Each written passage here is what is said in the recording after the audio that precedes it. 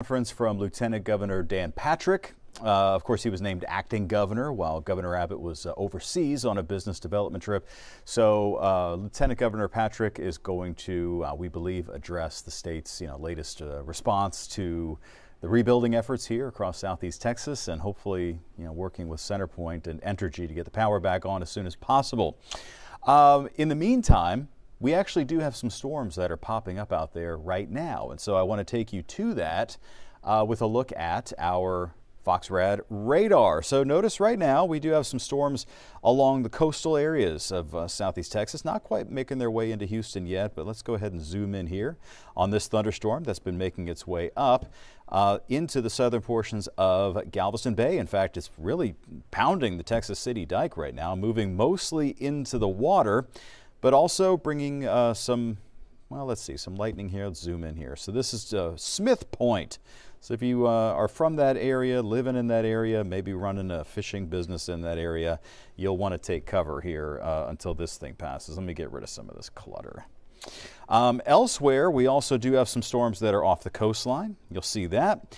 And down here to the south of Alvin, we have some showers that are rolling in. In fact, as you get farther down to the south into Brazoria County, got some big time lightning coming down out of this storm to the south of Danbury and near the community of Bastrop Beach, which is interesting because I'm not aware that there's a beach in Bastrop Beach, but I've never been down there. I've driven by it, but maybe next time, guys, I'm going to have to maybe take a little stop and find out where the name Bastrop Beach comes from.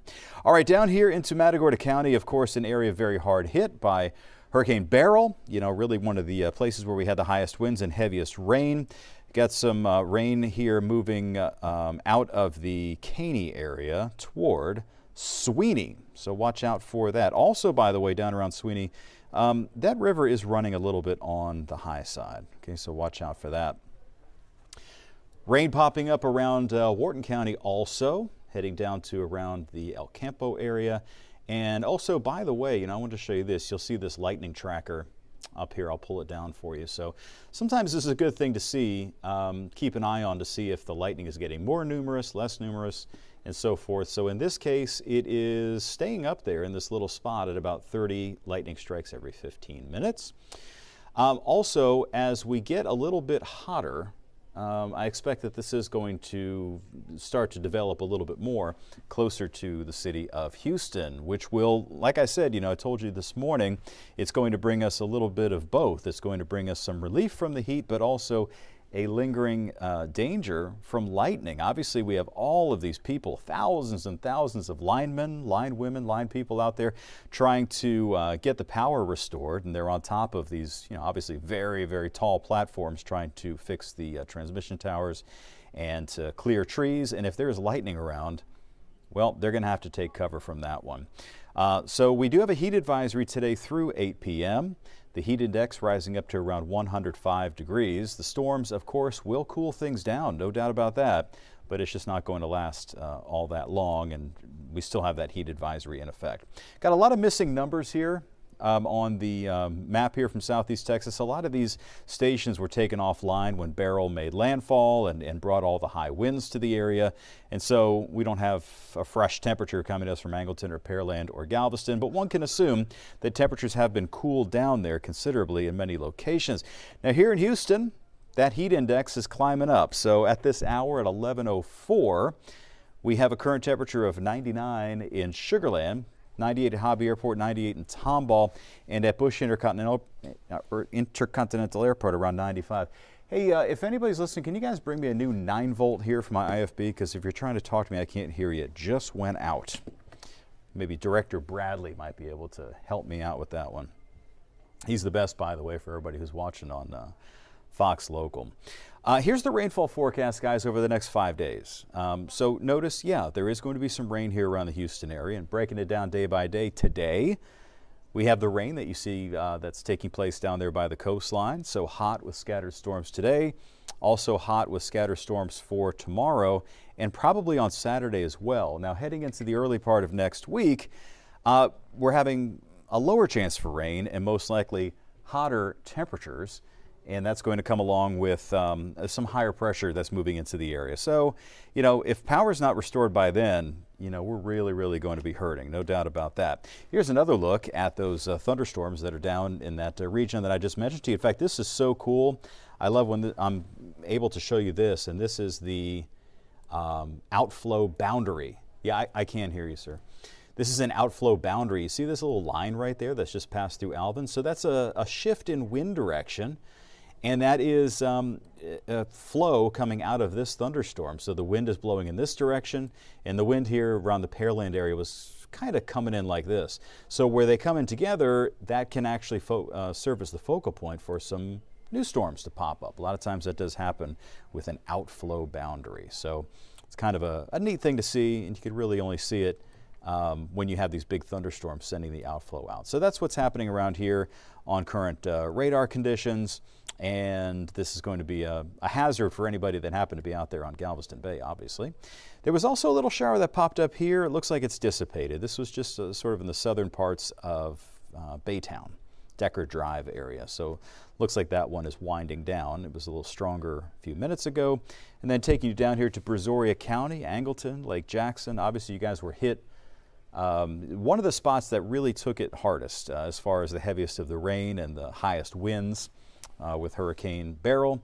And now you got a little bit more rain coming down. So maybe it's welcome, you know, in terms of it cooling things down, but it may not be so welcome when it comes to, you know, the lightning around slowing down.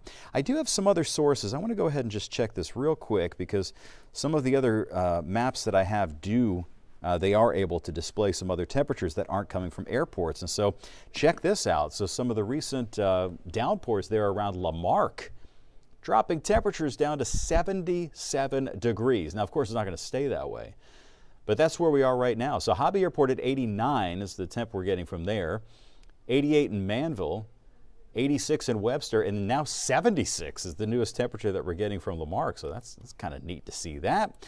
Let's see, off toward the north and west of Houston, temperatures not being cooled down by the rain, obviously. So Navasota and Cypress approaching 90 degrees right now, the Champion Forest area, as well as Klein at 86. Brenham is at 87 degrees right now. Here's another look at what's happening to the southwest of town. No help from the rain there just yet. Right around the Med Center, NRG Park area, we're currently at 87. Missouri City's 87. Stafford's getting close to 90 degrees right now as well. And then we could check areas here off to the north and east of Houston. Again, we're kind of waiting for the rain to cool things down here. Is not happening yet. Downtown Houston is at 87 and rising. Humble at 86, Dayton 85, and Crosby at 86 degrees. And of course, those temperatures will continue to rise. As far as the severe thunderstorm outlook for the day today, it is not really an enhanced risk for seeing severe thunderstorms. We're in this region with the light green, which is the unlikely area for severe weather. So it doesn't, you know, rule out 100% severe weather. It just means that there's really not any sort of an enhanced risk.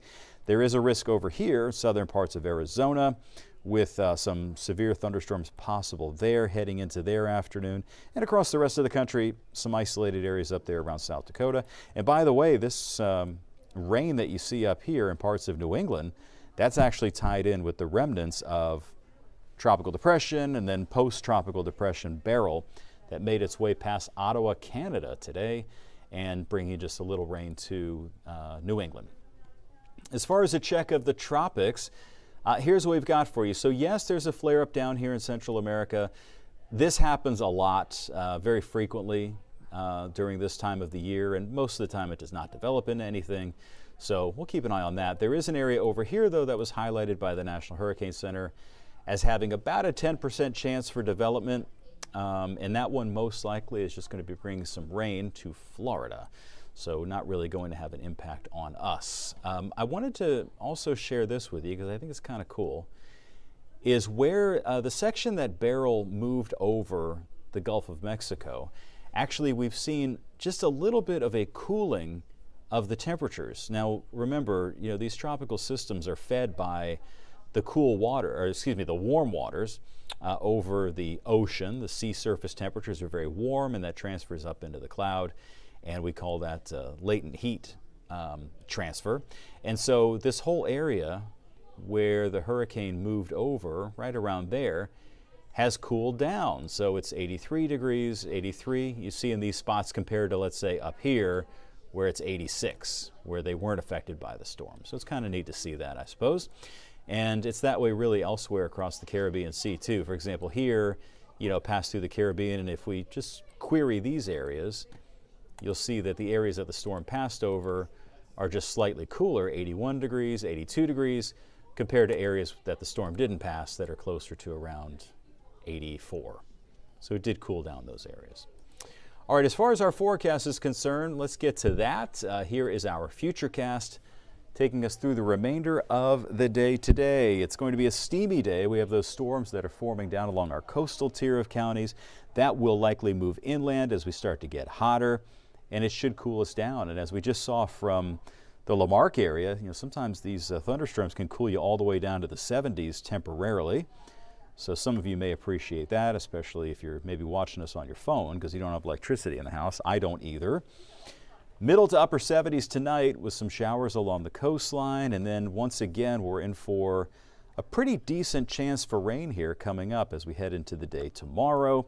And in fact, we'll get that slight relief from the extreme heat heading into Saturday most likely as well. So that's why we have these forecast high temperatures at about 91 to 92. It's not by any stretch to say it isn't going to be hot. It certainly is. There may even potentially be some heat advisories issued there, but it's next week really where higher pressure builds in and our rain chances go down, and we will have a chance of maybe getting those heat index values back up to around 105 or hotter. So as I mentioned earlier, we are waiting for an announcement, sort of a press conference and an update from Lieutenant Governor Dan Patrick. We are waiting. They haven't come up here. It was scheduled for 11, by the way, but they might be running a little bit late, and that's okay. So do we want to go ahead and take a break here on Forecasting with Friends? I think we will, and we'll see you back here in a couple of minutes. Okay, hold on. Our director, Bradley, is finding a break right now to run. He's going to push one of his fancy buttons, and by the time we get back, I think we may have Lieutenant Governor Dan Patrick. So.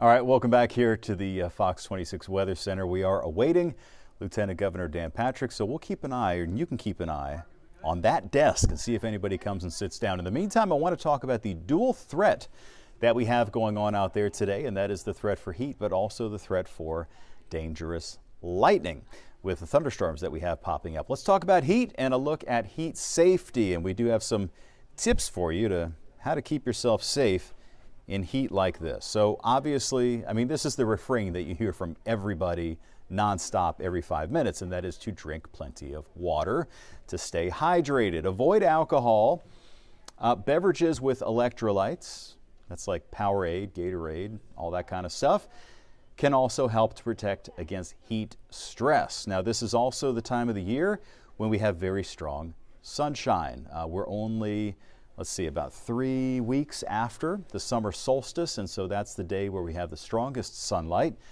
when there's a lack of cloud cover. And today, even with clouds, you can get burned. So apply sunscreen of SPF 30 or higher. That's the medical recommendation every 2 hours. Also, if you're going to go outside and try to clean up debris and so forth, try to wear lightweight, loose-fitting clothing, light-colored clothing. It's the best way to keep yourself cooler than you would otherwise be. You know you're going to be super hot. Also, take regular breaks. Try not to overdo it.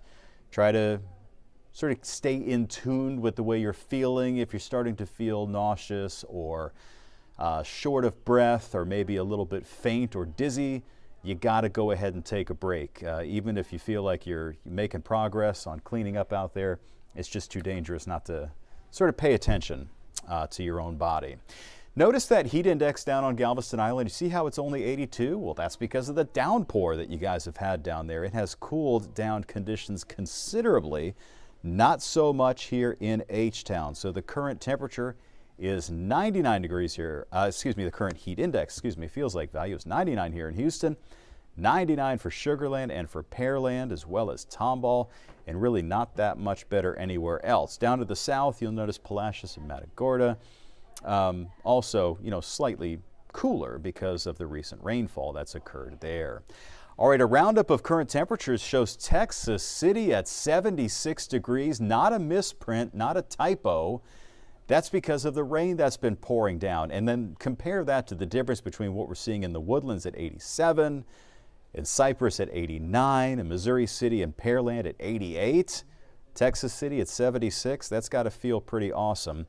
If you are watching us from that area, I assume that you either have electricity via a generator or that you're maybe watching us on your phone, on our streaming digital platforms. Across the rest of the area, College Station getting close to 90 degrees. Beaumont is at 88, and Huntsville checking in at 87 degrees. This is the third day in a row that we're under a heat advisory. And it is interesting to note that ordinarily with weather like this, we wouldn't be placed under a heat advisory. We would just be, consider it, I guess, a pretty typical, hot summer day. But in this case, it's sort of extraordinary circumstances, right? A little bit different than what we normally are dealing with. So that's why the National Weather Service wants to make sure everybody's prepared. We're also keeping an eye on our local rivers and bayous. We have a new tool that will color code our observation sites, our gauges along our rivers, creeks, bayous, and so forth. And all the ones that are green are in good shape. The ones that are yellow are at what's called action stage. So that means that they've been rising or they're near bank full. And if there were any that were popping up that were orange, that would mean they're at minor flood stage. Red is moderate flood stage. And the purple is major flood stage. And we don't have any of those right now, fortunately. But here's one that was higher earlier today and is now falling. That's the West Fork of the San Jacinto River near Humble. That's that 59 turnaround that sometimes we'll get covered in water when we do have flooding taking place there. But right now the current level is 45.2, and that puts us just below the action stage, which is 45.3. It actually was up at moderate flood stage briefly earlier this week after the hurricane, of course. Now heading down here to the San Bernard River near Bowling, this is actually a very common place for flooding. If you live down there in the floodplain, I'm sure you're familiar with that. Currently, it is at about 16 2/3 feet. It is forecast to crest tomorrow at about 7 a.m. The forecast is 18.2. So if you do live in that area, we're looking for that river to rise about another 1.5 feet, reaching minor flood stage. Of course, that flows downstream by West Columbia, so watch out for that. The Brazos River at 59, that is in the Sugar Land area. Current condition is at action stage, which is roughly 40 feet, and it's expected to actually fall later this morning to about 39.7, which puts it, of course, below that flood stage. All right, let's take another round of what's happening out there on radar, which is that we do have plenty of these showers that are popping up across the area. And we can take a look at a couple of cool factors here once again. So I'm going to go ahead and put this radar on its lowest elevation, which does make it look messier, yes. But it also lets us see this outflow boundary here. That's pretty cool to to watch. So you'll see it right here. See that kind of leading boundary right there moving in that direction? So it's about to pass through Manville. So for example, if you're watching us from Manville right now, you should feel sort of a whoosh of air coming into your area. We're just going to feel that wind shifting. So it may turn from 88 degrees to all of a sudden 83 degrees or 82 degrees, and you should feel that difference. I think it'll be kind of interesting for you. All right, elsewhere, we're tracking, of course, this thunderstorm down here over Angleton. And this is, of course, one of the hard-hit areas from Hurricane Beryl. Right now, we've seen a sudden eruption of some lightning there around Richwood. By the way, I was down there in Richwood one time several years ago. We made a elementary school visit down there. I think it was Richwood Elementary. Of course, those kids are out of college now, but it was a nice trip. Long flight down there in the helicopter. Folks, Lieutenant Governor and Acting Governor Dan Patrick is ready, I believe, to sit down and give us a briefing as to the state's response to Hurricane Beryl. Let's check in. The reason for this is we want the media to get the facts straight. There has been, I'll give the media the benefit of the doubt, some misunderstanding, misreporting, and I would say in many cases not asking for the facts, not asking for the other side of the story, and I think you will be surprised today what you hear. We're going to update you on progress being made in Houston. We're going to talk about Centerpoint, but first, I want to honor another law enforcement officer who was potentially ambushed last night in Harris County, as you all have reported on. Whoever these animals were will be caught, prosecuted, and hopefully a judge will give them, or a jury, the punishment they deserve. In the midst of this storm recovery, when so many people are suffering, when our police are working 12 and 16-hour shifts, to think that a bunch of animals go in and pistol whip someone behind the counter of a pizza shop because they didn't get their order right, and they go out and apparently set an ambush, at a minimum, gun down one of our brave heroes in his patrol vehicle, will not stand. Will not. And the criminals in this city, in this county, and they are there, better be on notice. The police will hunt you down. Just 2 days ago, we had a press conference with Mayor Whitmire and Chief Satterwhite said they needed more people. Instantly, within hours, Nimkid, our chief of TDEM, Texas Division of Emergency Management, reached out to other police departments, and we have reinforcements coming, some already here. We already sent 40 troopers. We'll send more if needed. We will send as many police as is needed to this community to protect the community, to protect the property, and protect each other, their fellow officers. It's just unacceptable. Unacceptable. We pray for the family. It's my understanding the officer had been on the force for 5 years, just doing his job. Just doing his job. So, let's talk about the storm.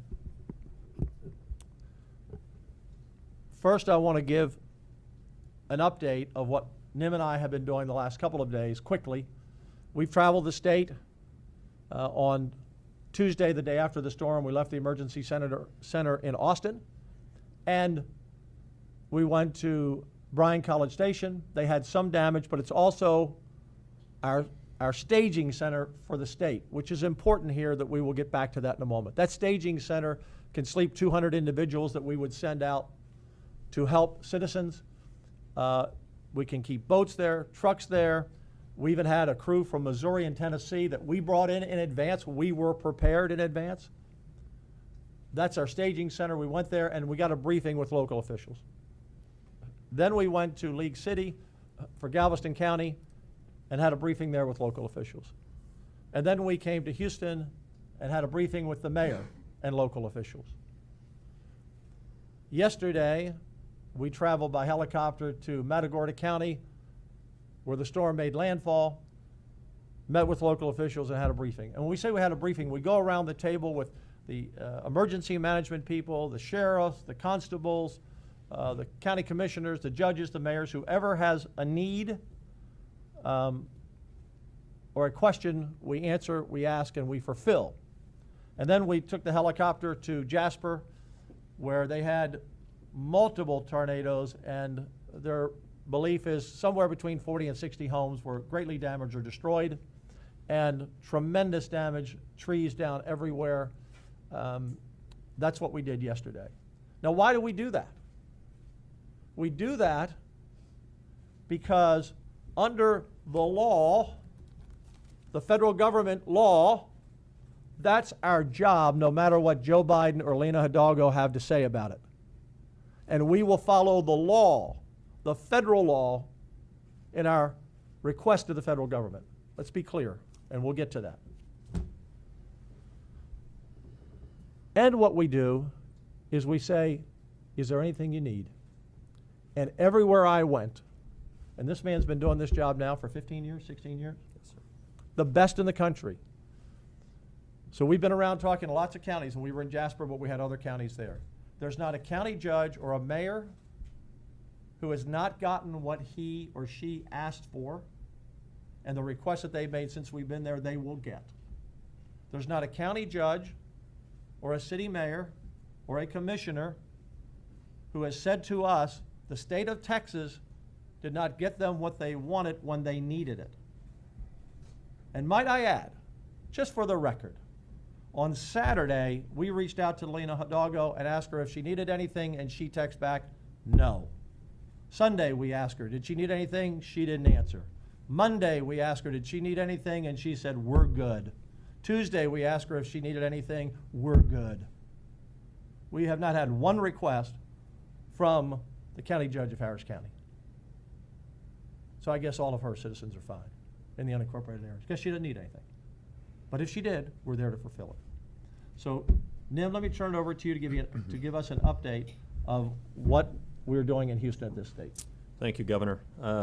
Start off with a little bit of good news is after the rains, the rivers and streams are improving, drainage is improving, but it is still a dangerous situation. If there is water still over the road, please turn around, do not drown. And water that we received in the northern part of our state will continue to come down as it tries to work its way to the Gulf. So even though you may have somewhat blue skies and no chance of rain, if there are barricades over a road, please do not remove them and please do not drive around them. Roads will still be dangerous as we work through these next several days for the waters to recede and rivers and creeks to get back in their bank. I'm going to talk specifically about the Houston-Galveston Area Council of Government, HGAC. 12 of the counties in HGAC have declared countywide disasters in 30 of the cities. We are currently on 160 boil water notices across 8 of those counties. And that's very important that citizens understand. We are continuing to source and deliver water to points of distribution as requested by your local officials.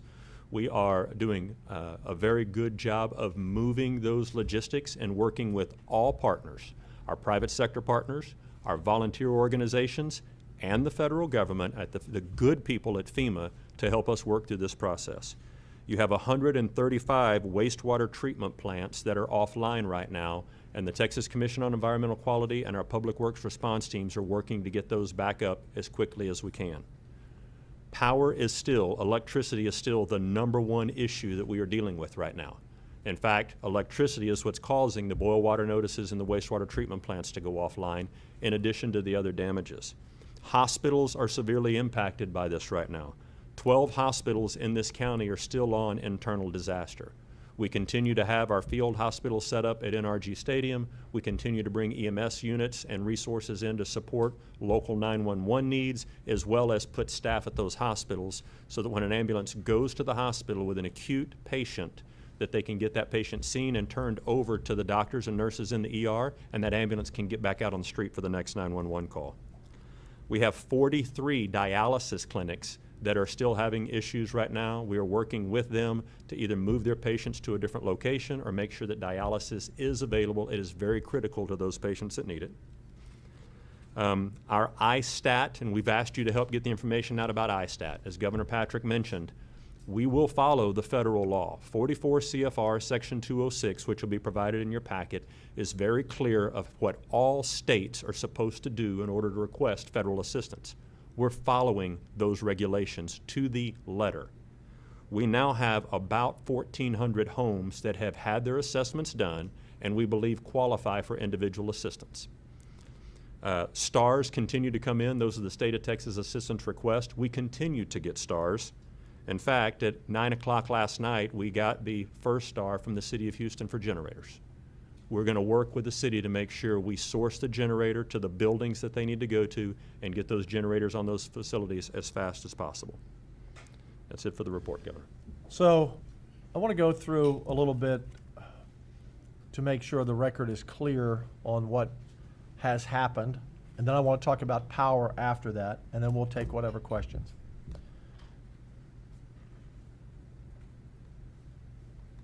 I apologize if I raised my voice too much in the beginning, but I am just heartbroken for this officer who was killed.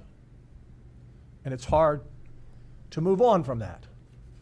Since I've been lieutenant governor and Greg Abbott's been governor, we've lost over 50 officers in the line of duty. I've been to many of those funerals, including in this area, and every time we lose one, there's a piece of all of us who dies with them, because they're just people like you out there protecting us.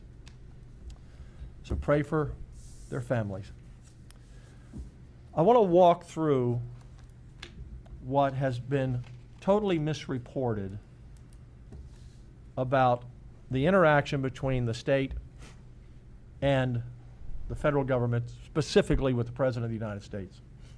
Not because we need to address this now, but because, not intentionally, do I believe, but the media is putting out some misinformation which I think undermines the progress we need to make, undermines their faith that Texas is delivering on everything they need.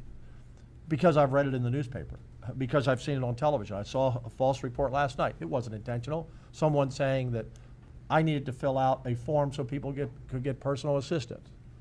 That's just only a little part of the story. You have to follow the law and do the assessments first. It's not waiting on the state of Texas, NIM or myself. We have to do and follow the law. And we now have assessments because we had teams in the field doing what? In 15 counties, going out and getting the information required by the federal government to get individuals assistance. And we have teams out today where we can add to that. And we will give you those 15 counties where people will be able to get federal assistance, because I will make that declaration today. But by law, I could not do it until we followed the federal guidelines. Were there those 15 counties?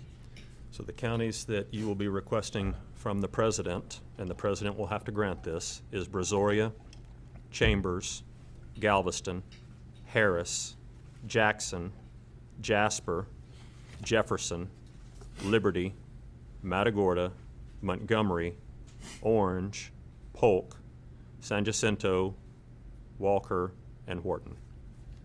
And we can give those to you at the end again if you would like. Again, the law says we have to go out and do the assessments, because FEMA just doesn't hand out money unless there's some proof of need. So we do what we're supposed to do. But total misreporting, because I just don't think you all knew the facts. And that's okay, we understand. Just ask us, we'll tell you before you go to print, because we don't want to undermine people to think, well, we're not getting what we should get. You know, we didn't do this, we didn't do that. We're doing everything we should have done. And now I want to walk you through, and this will be a short walk. the first page where there's a yellow sticker here. They're not numbered. It's about the fourth page in. It's a brief timeline of the interaction with President Biden, because there's one of two things that are a fact. He's either totally incompetent and has no idea what he's doing. I want to repeat, the president is either totally incompetent and has no idea what he is doing and does not remember what he said, or he's just lied to me and to Texas. As you will see as we go through these documents, it's documented. But just so you have the timeline. At 3:30, President tweets, I've spoken to Mayor Whitmire, Judge Hidalgo, and spoken earlier with Lieutenant Governor and FEMA regarding devastating impacts on the Hurricane Beryl of Texas. While speaking with the Lieutenant Governor, I immediately approved a major disaster declaration. So, let's go back to him finding me and finding the governor. And the governor's responded the same. Excuse my allergies. The governor responded the same. The president has his cell number. He has called the president before. What's he mean he can't find the governor? What's he mean he can't find me? I was with his FEMA officials Friday, Sunday, Monday for 12 or 15 hours a day, sitting right behind me or next to me or in meetings with them. All we had to do was ask the FEMA advisors who work with us, and they're good people. We don't have any problem with the rank and file of FEMA.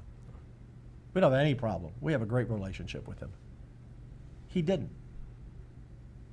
It was a lie. He made it up. I couldn't find them. He didn't try. And I don't think any of you have asked for their phone call logs, but you've asked for his phone call logs. Ask for their phone. What did he do? He talked to Mayor Whitmire, I believe the night before. He could have asked Mayor Whitmire for my number. He could say, do you know the Lieutenant Governor? He wasn't trying to find us. He was trying to create a story. I couldn't find them. Couldn't find them. So that they need, you know, they're delaying everything. We weren't delaying anything. So, what happens, go back one page, go to 1149, see where it says 1149, 22nd phone call from FEMA External Affairs. So 8 minutes go by from FEMA, who called, or Seth, called this gentleman right here. The president wanted to reach me, wanted my phone number. He could have asked FEMA on Saturday or Sunday, but he waited till Monday. Seth gives him the phone number, my cell number. Time passes, he never calls. And who does he call? He calls him. He doesn't even know who to call after we give him the numbers. He's looking for me, we give him the number, he calls him. But we were in the room, we were assuming he might make a mistake. While on the phone, President Biden asked the acting governor to announce their conversation and the president's approval of my request in the upcoming press conference. If we go back and look at my tweet, you will see that I put out a very professional, non-political tweet that I talked with the president. I appreciated him issuing the disaster declaration that I wanted. And he asked me to go out and talk about it. I did.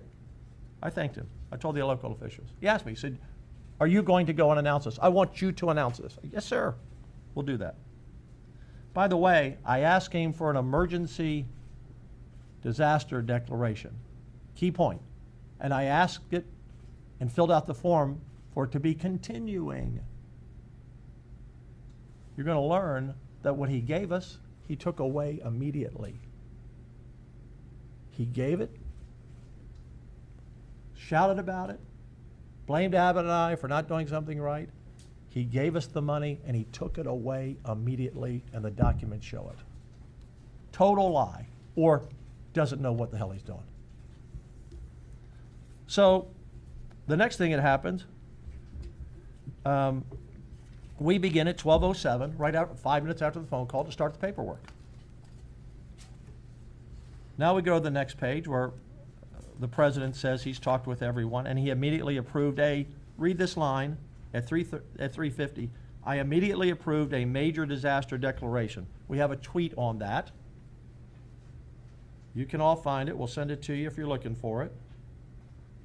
He makes a big deal that we'll get it to you, or maybe in the packet. He tweeted, he made a major declaration. No, he didn't. I asked him for an emergency disaster declaration. He then tweets out, he gave us a major declaration. He made a mistake. So he lied about trying to reach us. He's confused about what he did. I asked him to give us a continuing agreement. And then he announces he's made a major declaration. Now, what does that mean? It means benefits that are really good for Texas. Obviously, his staff figures out he made a mistake.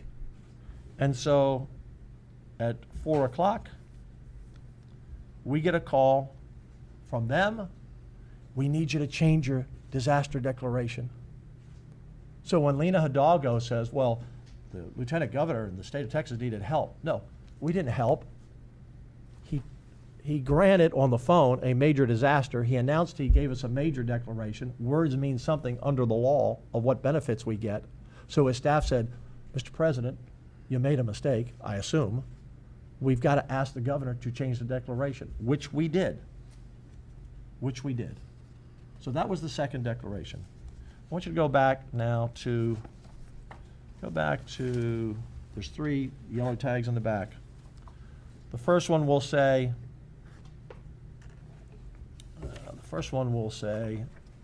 we asked for a emergency disaster on the phone, which I did, which he granted, which he bragged about.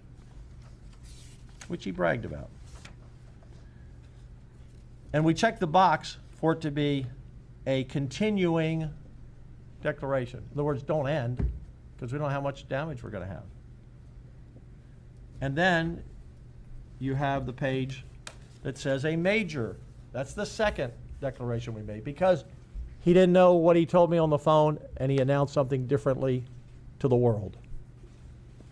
And that one says major disaster, continuing below that. Continuing. Guess what he did? Guess what Uncle Joe did? Where's our page with the... On July 9th, the day I talked to him, the day he agreed to a emergency disaster declaration, the day he then asked for a major declaration because he messed up. He didn't know what he was talking about or what he had told me. It says date requested by governor, July 9th. Incident period in yellow, July 9th, the 5th to the 9th. So the day he gave it to us, he ended it. He ended our reimbursements for any new claims we would make. Can you believe this guy? Can you believe this guy? Now, we can ask for an extension, and we will, and he'll need to grant it. He's going to have to give us another declaration or an extension through FEMA. An extension. So I just want you to be clear. 3 things happen.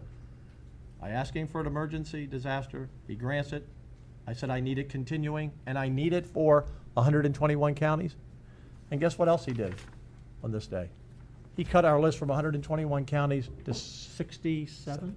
67. So he took out almost all the counties. So what did he do? It was just, he's politicized the operation of FEMA with the state of Texas, either because he's trying to save his hide and stay on the ballot because Democrats are trying to take him off, or he doesn't know what he was doing and doesn't remember what he said or what he did. We have never, ever had any president, Clinton, Bush, Obama, Trump, politicize the work with FEMA and the states. It's a sacred agreement we have. City and counties need help. The state helps them. The federal government helps us. On the same day he granted it, he ended it. Nim? Thank you, Governor. I'd like the opportunity to help explain to some of the media and any of the folks that are watching or listening to this about how the declaration process works. In your packet, you have 44 CFR, that's Code of Federal Regulations, Section 206, that FEMA wrote to discuss how states are supposed to follow the law.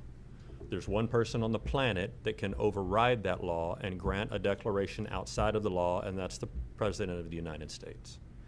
There has been some reporting that this was a slow ask, and I will tell you that's a lie.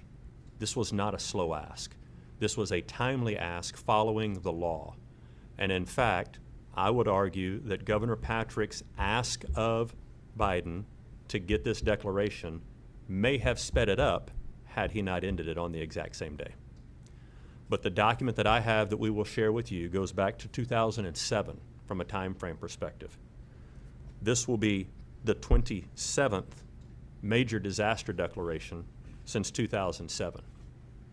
The average time, and on this spreadsheet, this is why it's so important for you to look at this, the average time on this spreadsheet that it takes for FEMA to give an answer back to the governor on if we have qualified for a major disaster is 16 days. Why would it take the federal government 16 days to answer a governor's request? Because unless a president is going to intervene, the law says the feds have to follow the same laws that we have to follow in submitting that request. And so I urge you to look at this and please help us correct this narrative and get this story right. There are Texans right now that still don't have power. And it embarrasses me and it saddens me to the point that this president has weaponized the federal government to enrage our citizens here to thinking that I am not doing my job and that our governor is not doing his job. And that's a lie. They are absolutely doing the job. They are taking every bit of the professional advice that I give them, and there is no way that our recovery process could move any faster. In fact, I would argue the games and the drama that the federal government is adding to this would even be slowing down that process, and it needs to stop now. Yeah. So the average time it took for the federal government to grant the declaration going back to 2007 was 16 days. And I got it done in 10 minutes. One day, which was Tuesday. And again, I did not believe that there was any ill intent or malice on behalf of the president. When I talked to him, it was a cordial conversation. But when you see, as soon as we announce it and thank him, he then attacks Greg Abbott, he attacks me, he attacks our response that we delay and it's going to hurt the citizens, et cetera, et cetera, et cetera. It made me wonder, and then when I get this document that he cut it almost in half, 60, we had 121 counties, he cuts it down to 67, and then he ended it the same day he gave it to me. It's disgraceful, absolutely disgraceful. So that's the facts. If you have questions in your reporting, ask us. Don't believe what Lena Hidalgo might say. She put out, we put this in our packet too. She put out a tweet after the president gave us the money. And she says down here, for families and businesses, this means access to federal aid. Lena, you don't know what you're talking about either. No, what the president granted is not for individuals. So she's putting out a statement that says, once he gave that disaster, families and businesses are going to get money. That's not true. That's another declaration which is the 1A, individual assistance, which I will submit today. And the reason I'm submitting it today, because under the law, we had to do assessments, which we did in 15 counties, and the other counties are being done today. And by the way, if you're an individual in one of those counties that he didn't approve, you're not going to get any individual assistance because he cut you out. He cut it from 121 counties to 67. So my job as governor or lieutenant governor, and the governor will be back, is to get the people of Texas everything they deserve, to get our local governments everything they deserve, to repay them for all their expenses. And as Nim said, we want the President of the United States to quit weaponizing this agency and trying to really create problems with the people of Texas by them thinking somehow they're not getting what they deserve. Lastly, on that issue, and then we'll talk about power, there was the question, well, why wouldn't we ask for his assistance before? Had he called me Sunday, I would have said, Mr. President, thank you. I don't need the declaration today. We'll need it in a few days, and I will call you. And here's the reason. And you'll look at this sheet here, it goes back to 2007. There was a time when we would use emergency declarations, and there's sometimes we do it now. But back in 2007, 2008, 2010, we didn't have this great agency we have now in Texas. We poured hundreds of millions of dollars into building the best emergency response team and emergency management team in the country. You know, Joe Biden said, oh, I have all these generators. We didn't need any of his generators. We filled every request we have. Is there any request you had that you did not fulfill on generators? The ones we got last night, we are sourcing right now. The others have been filled. Yeah. So we got the list from Houston last night for the first time. Every other one, everything was filled. We didn't need them. Now, we want their assistance, and we want them to reimburse our cities and counties and our citizens, and we can use their meals and we can use their rice and water now or later, but we didn't need them Sunday. We didn't need them Monday. In fact, they would have slowed us down because on the generators, when we get a generator from the federal government that Joe Biden wanted to give us, it would have taken days to get it up and running. We get our generators out like that. It's true. The way the push package comes from the feds, those generators set on skids, and those skids have to be loaded onto a truck and trailer from the location that they're looked at. We have to assess them first because we haven't seen them before. We have to make sure that they run and they have all of their parts. Then we load them on a trailer, we take them to the location, unload them from the trailer, and then work with an electrician to get them set up. The way that we send generators out of our contract is one call to a contractor that has a generator on wheels, takes it to the location and sets it up. It goes a lot faster.